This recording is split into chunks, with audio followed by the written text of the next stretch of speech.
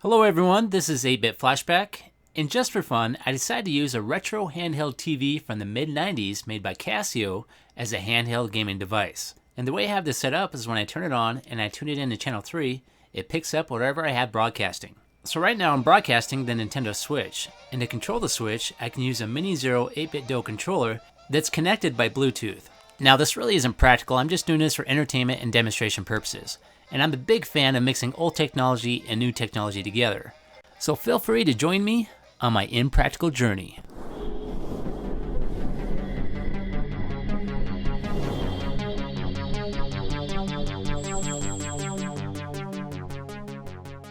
So this is a Casio Handheld TV model 970B, and I believe it's from 1994. And the way this TV works is it tunes in to non-HD, VHF, and UHF signals. And most of you are probably already aware that here in the US, we've converted over to an HD signal, which makes TVs like this useless unless you have some sort of converter box and an external antenna. But after doing some research, I figured out I could broadcast my own non-HD signal to broadcast whatever I choose. And this gives my retro TV a whole new life. So here's a look at what I'm using for the demonstration today. I'll be using a Super Nintendo Classic Edition, a Nintendo Switch, and a Raspberry Pi 3 that's running Retropie. So all three of these are running off a HDMI, so I have to have a way to convert the signal. So to start off with, I have an HDMI to composite converter, and then from there, I hook up to an RF modulator. And that converts my composite signal to an RF signal that's on a VHF signal on channel 3. Now from there, I hook up to an amplifier for an antenna, and to make this work, I actually have to hook it up backwards, because instead of receiving a signal, I need to broadcast a signal. So I have to switch the inputs and outputs on the amplifier in order to broadcast the signal. Then from here I hook up to an antenna, and for an antenna I have to use a passive antenna, meaning I can broadcast or receive signals. And I tested all kinds of different antennas. I bought one that was $100, and for some reason these rabbit ear antennas seem to work better than anything else I've tried. And I'm also using an Hdmi Splitter so I can send a signal to multiple different TVs. So on that TV I'm running an HD signal, and then on my handheld TV I'm running an RF signal, and I believe this is going to be in a 240 resolution, and it might even be less. It's kind of hard to find the specs on this thing because it's so old. But whatever the resolution is, it's really bad. So to connect the 8-Bit DO controller to your Super Nintendo Classic Edition, you will need an adapter, and same thing for the Nintendo Switch. And while we're on the subject, I'm not really sure how it's pronounced. I've heard it pronounced 8-Bit Do and 8-Bit Do. Which one is it? And the controller also works with the Raspberry Pi 3. There's no adapter needed. You can just connect it via Bluetooth. And this 8-Bit DO controller seems to work really well on all three of these consoles, and I'll probably do a separate review just for that controller. And I'll make sure to post links for everything. This is going to be the adapter you'll need if you're going to want to use it for the Nintendo Switch.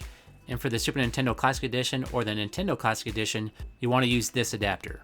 And here's a demonstration of the Nintendo Switch running on my retro handheld TV. And it kind of works something similar to the Wii U. You know how the Wii U has that controller with the screen on it and it links to your Wii U?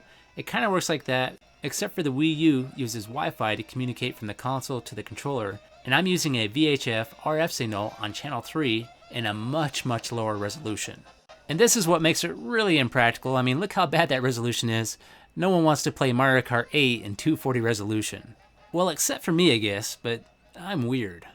Now I'm testing out a Raspberry Pi 3 running Retropie, and to connect the controller to my TV, I didn't do nothing special, I just used a piece of Velcro. But I could actually do a much more detailed mod with this controller. What I could do is make it embedded in the front of the TV here by cutting a hole and make it flush with the front of the TV. So at the bottom of the TV is a cover that gives you access to the batteries.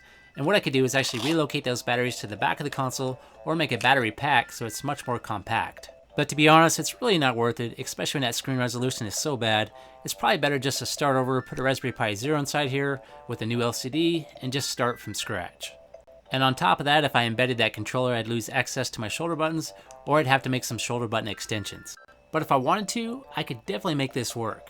So with this particular Retropie image, I got access to multiple different emulators like Nintendo, Super Nintendo, PSP, Dreamcast, Nintendo 64, PlayStation, and more. And this controller is compatible with most of the emulators, but there's no analog sticks, so for the games that do require the analog sticks, it may not work. And what's very surprising is with all the adapters and converters that I have hooked up, there doesn't seem to be any noticeable lag, which I found that really shocking. The Dreamcast is one of my favorite consoles, and it's now 20 years old. Is Sega ever gonna make a comeback? Come on, Sega. Alright, let's try out a Sega CD game. This is Sonic CD. This is probably my favorite 16-bit Sonic game. And for all the 8-bit and 16-bit games, they're going to look a lot better on this TV because it's going to match that resolution a lot better. So for consoles like the Nintendo Switch, they're going to have a much higher resolution, so they're going to have smaller text, which is going to be much harder to read, which would make an RPG game pretty much unplayable. And I'm able to play this about 30 feet from wherever my antenna is located, and that's about half the distance of my house. So I'm going to go ahead and take a walk down my hallway to give you a distance test, and about the time I make it to my living room is where I start to lose reception. But if I wanted to boost that signal and get a further distance, I could get a bigger amplifier and a bigger antenna, and possibly double that distance.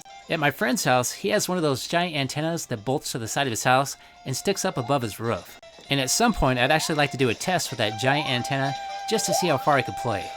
And here's the point in my house where I start to lose reception, so if I take a couple steps back, I'll start to get reception again.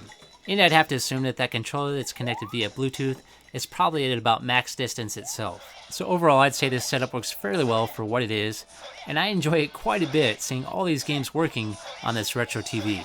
And I think what I'm actually going to do with this TV is mod it to a smart TV by hooking up an Amazon Fire Stick or something similar.